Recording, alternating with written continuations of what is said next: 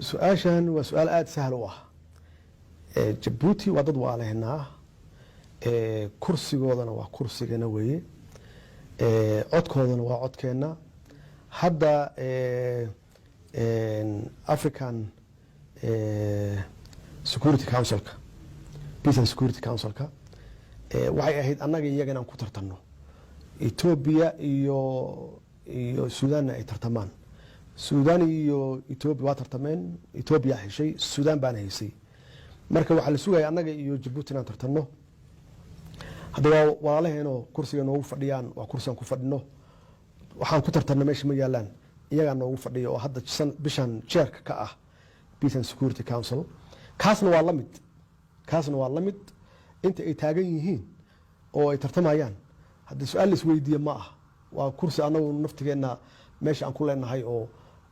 danaha Soomaaliya aan lagu dhibaateenin dhinaca gobolkan u imaano markii labaad ayuu ahaa markii saddexda hogaamiye ee adiga ra'iisul wasaaraha Jamhuuriyadda Dimuqraadiga Federaalka Itoobiya Abiy Ahmed iyo Isaas Afwerki madaxweynaha Eritrea aad kulantaan Asmara ayaa kulankiina ugu dambeeyay ahaa waxaad January 2018 waxaad gaarteen waxa uu heshiis saddex geesood ah ma isleedahay waxay ka xanaajinaysaa madaxda kale iyo gobolkan wax ka sokeeyay igad inaad aasaasaysan ma loo qaadan karaa waa su'aal wanaagsan hadda kulankeena ugu dambeeyay oo aan ku qabanay meesha Asmara la yiraahdo runtii wuxuu ahaa kulan aan aad wax badan aan isla jexjeexnay waxa kamid ahaa in dawladda Djibouti la soo galiyo hawshan oo aan looga maarmin anigana aad iyo aad hawshaasi uga shaqeeyay oo uga hadlay in loo baahan yahay dawladda Djibouti inay qayb ka tahay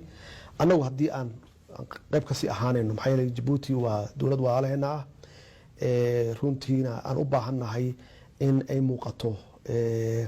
inay doorkeedu u muuqdo geeska Afrika